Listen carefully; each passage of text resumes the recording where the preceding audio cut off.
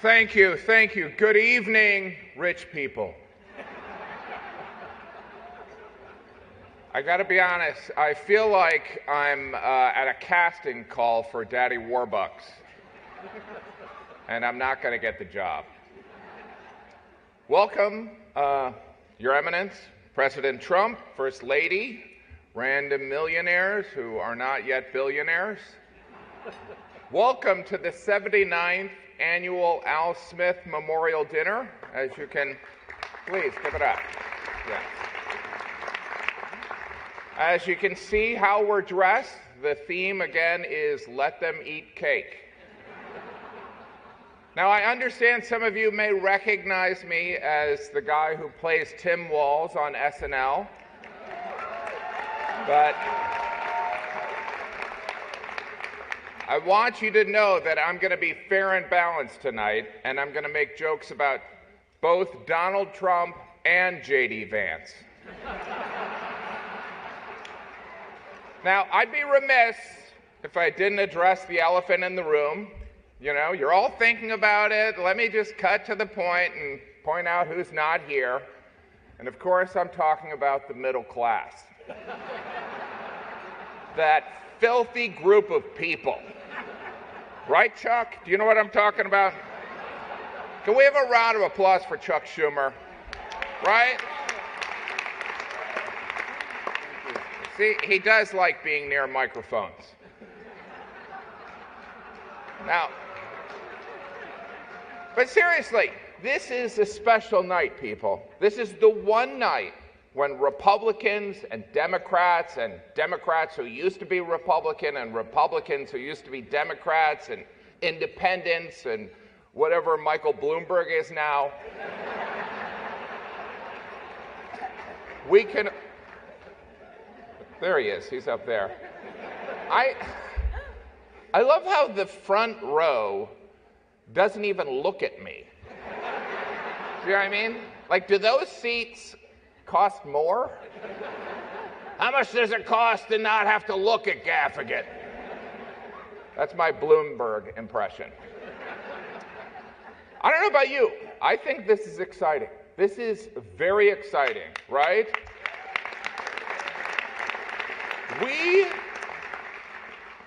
We are 19 days until the election and likely a civil war. And, you know, I'm nervous. You know what I mean? It's like, this is my first Civil War, guys. I don't own a musket. Have we decided who's wearing blue and who's wearing gray? Because I look better in blue because of my eyes, you know? But, of course, let's acknowledge our host for the evening, the Archbishop of New York, Timothy Michael Cardinal Dolan.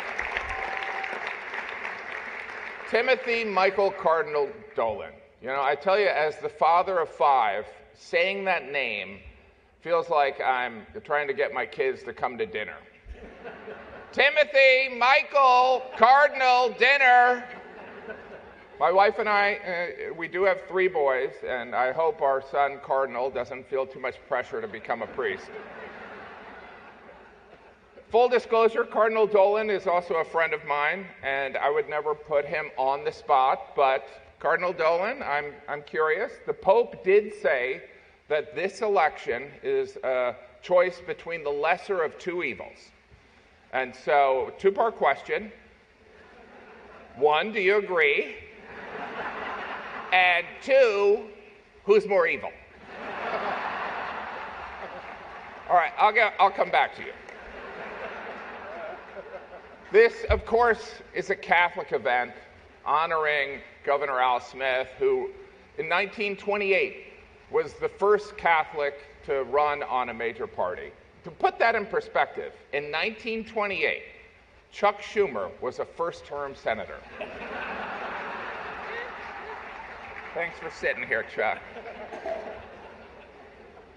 Of course, Joe Biden was our second Catholic president, right? After JFK. President Biden couldn't be here tonight. The DNC made sure of that.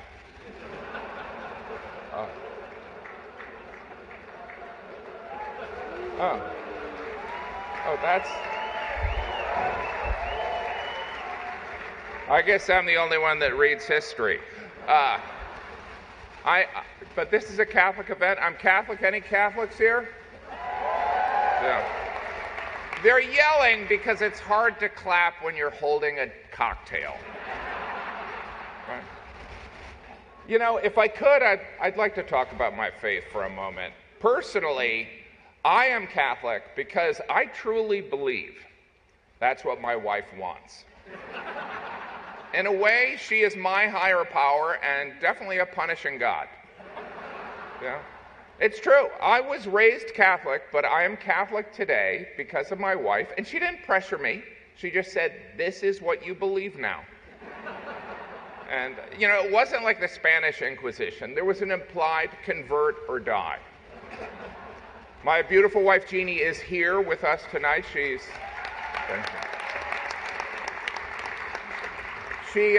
not sitting on the dais. She's sitting out there with all those losers that are only millionaires. You know, it's like pull yourself up by your bootstraps, right, Chuck? Right. Yeah. Today is a special day. Today, my wife Jeannie and I are celebrating our 21st wedding anniversary. Thank you. Thank you.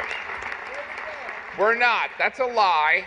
But being on a dais filled with politicians, journalists, and business people, I felt obligated to tell a lie. You know, I didn't want them to feel out of place. Besides, I don't know when our anniversary is. You know, this event has been referred to as the Catholic Met Gala. 22% of Americans identify as Catholic. Catholics will be a key demographic in every battleground state.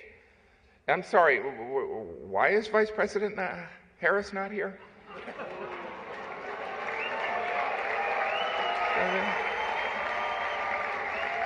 I mean, consider this.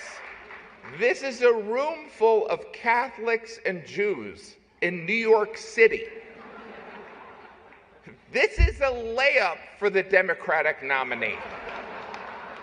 I mean, in her defense, I mean, she did find time to appear on The View, Howard Stern, Colbert, and the longtime staple of campaigning, the Call Her Daddy podcast. You know what I think it is? I think she doesn't like me. Chuck, do I have bad breath? You know. But I love New York City. I believe that this city is the greatest city on earth. I do believe that. I have lived here for 35 years. I'm raising my children here, which is not for everyone. Sometimes a friend from home will ask, like, why are you raising your children in New York City? And I always say the same thing, because I don't want them to end up like you. We've raised all 5 of our children in downtown Manhattan, and I can honestly tell you, it was a mistake. I don't know if you remember, but there was a time when you could walk a city block and not smell pot. You know? And don't get me wrong, I love driving an hour and a half to Randall's Island to watch my son play soccer for 20 minutes. Of course, New York City is where Donald Trump was raised, right? And he turned out great.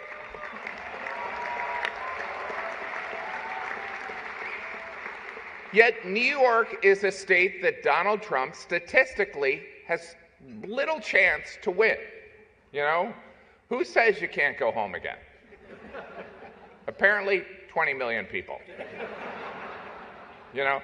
We should not, but you know, let's not let this dais of dignitaries dressed like, you know, background actors on Downton Abbey distract from the significant achievement we've made tonight.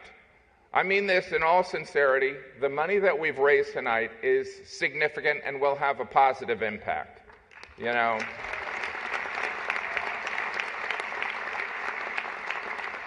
And after we pressure Mike Bloomberg, to give more money, we will break $10 million. $10 million. Everyone look at Michael Bloomberg and tell him he should give more money. $10 million is pretty impressive, you know what I mean? I mean, granted, it could get you a studio apartment in Manhattan, which seems, you know, expensive, especially considering you can get a mayor for 2 business class flights.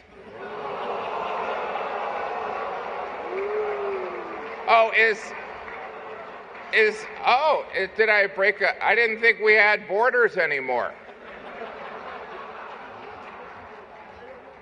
All right, let's go positive here. Can we have a round of applause for First Lady Melania Trump?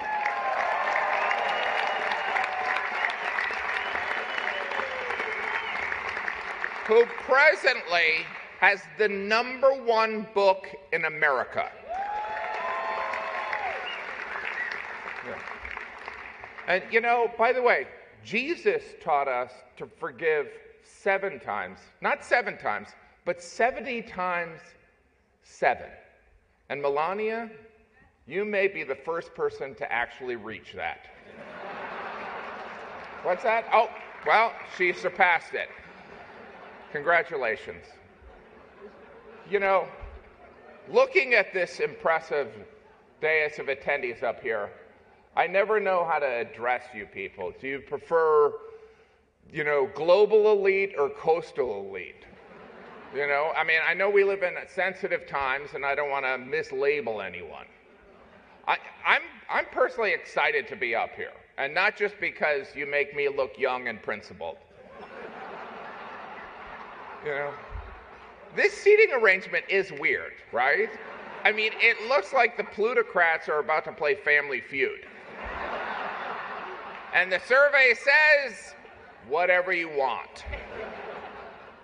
This dais, actually, let's be honest, this entire room is filled with some of the most powerful people in New York City, and Brian Kilmeade. Remember Brian, I told you? Brian and I started doing stand-up together, so we're friends, hopefully.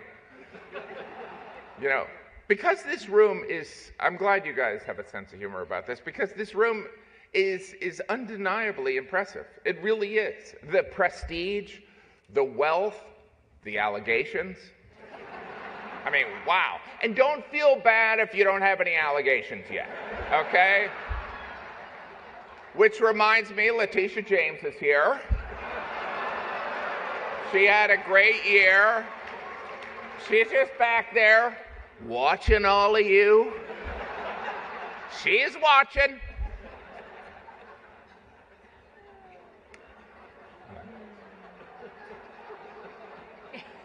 By the way, can I point out that this is a very nimble thing that I'm trying to do, right? Because if I am too critical of Vice President Harris, I will, you know, I will lose friendships and, you know, and mess up my career. And if I am too critical of President Trump, I will lose friendships and improve my career. You know what I mean?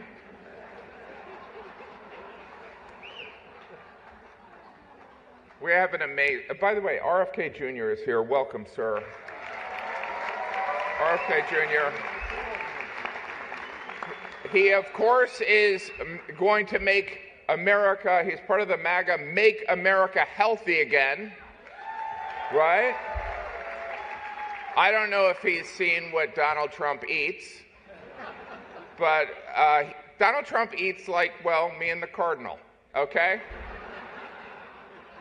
And anyway, now the prompter guy. I went off book a little bit here. So anyway, I'd like to also welcome Mayor Adams, brought to you by Turkish Airlines. I was told to say that. It's a sponsorship deal, people. You know, we have a lot of formers on the dais tonight, all right? former mayors, former governors, former respected journalists. Is there any other kind, really? Now, I understand some people may have an issue with a journalist appearing on a dais, hobnobbing with the rich and powerful. It would appear like a clear conflict of interest, and that's because it absolutely is. Look, the days of Walter Cronkite are gone. Most journalists have their own TikTok. You know, the President Trump regularly appears on a show called Fox and Friends. That's not a mistake. He's their best friend. Former Mayor Bloomberg is here. Mayor Bloomberg, you're going to close that deal on bringing us to 10 million? Can you just, not an agreement, sir. Okay. Now, by the way, there are rumors that Mayor Bloomberg is planning to run for mayor.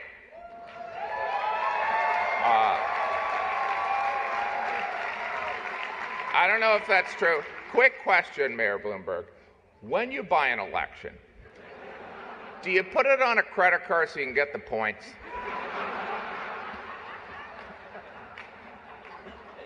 Because that's what I would do. I already did the RFK joke, so. Anyway, the one thing that I was going to say is that I feel like Donald Trump, make America healthy again. I feel like Donald Trump would probably be less loyal to RFK than he would be to KFC. Do you know what I mean? It's like, I think the rank of Colonel Sanders. Some of these I wrote during lunch. Woody Johnson is here tonight, owner of the New York Jets, heir to the Johnson & Johnson pharmaceutical fortune. In divisive times, sir, you are a shining example, okay? If the head of Johnson & Johnson can sign an unvaxxed quarterback, maybe there is hope for this country. All right? Not only is Woody Johnson here, Robert Kraft, owner of the New England Patriots, is here. Welcome. By the way, as we know, they are bitter rivals on the football field. But here tonight, they're here for the same reason. Billionaires supporting Trump. It's really beautiful. We are 19 days from the election. This presidential election, it's been different, right? I mean, it's crazy because there's no Russian interference, no Facebook. It's crazy. It's being left up to American voters and 4 billionaires. The Cardinal wrote that joke. There is one group that baffles me, and I think it baffles most everyone in this country, and I'm talking about the undecided voter. Are you kidding me? I mean, are you kidding me? You don't know who you're voting for? You don't see a difference between Kamala Harris and Donald Trump. Like, nobody has ever thought, wait, is that a Trump quote or a Harris quote? The media has begun discussing the phenomena of secret Trump voters. I don't know if you've heard about this. People who publicly say they would never vote for Trump, but then when they go in the voting booth, they do. It's a small group. They're called the Biden family.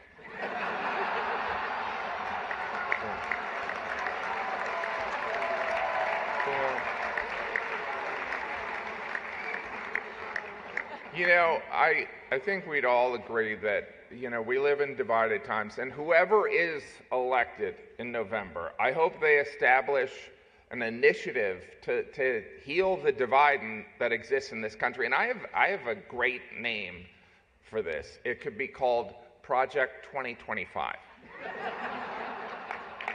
It has a nice, Chuck, do you like it?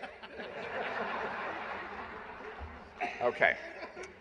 Our first presentation tonight will be by Vice President Kamala Harris, okay? You have to admit, the Democrats have done an amazing job rebranding Vice President Harris, right? The term joyful warrior was used so many times at the Democratic convention, I felt like I was at a yoga retreat. Let's start off in a joyful warrior pose and then go straight into downward facing Doug Emhoff. Good. Now laugh uncontrollably. Remember to breathe. Vice President Harris's trajectory has been astounding. In just the course of a couple months, she went from mediocre vice president to everyone's mamala. This is, of course, a historic race for many reasons, right? If Vice President Harris wins this election, not only would she be the first female president, a black woman would occupy the White House, a former Trump resident. Obviously, you wouldn't be renting to her. I mean, that would never happen anyway. Maybe if Doug did the signing. All right. That one didn't work. You know, this has been an interesting presidential campaign. The Democrats have been telling us Trump's re-election is a threat to democracy. In fact, they were so concerned of this threat, they staged a coup, ousted their democratically elected incumbent, and installed Kamala Harris. In other words, all her dreams have come true. Really? It really makes you consider the power of prayer, right, Cardinal? Sometimes prayers take 3.5 years and a George Clooney op-ed. Yeah. I don't know who's angry, but I don't care. Anyway, can I point out, so it's a, you know, I think I should get right to,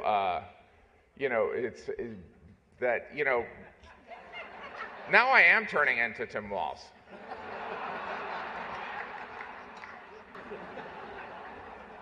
Anyway. That only makes sense if you travel a lot. By the way, now it's time for the main event, okay? Let's get ready to rumble. This is also the only part of the show that you will see on Fox News. Shortly, I will introduce President Trump, who will likely talk about how Vice President Harris's absence proves that she hates Catholics, Americans, and babies. Then CNN and MSNBC will say President Trump went too far, and Elon Musk and Fox News will say he was pitch perfect. You know, during the first and only debate, President Trump talked about migrants taking cats and eating them. You know, if you're keeping track at home, this is the second time grabbing a kitty has been part of a campaign issue.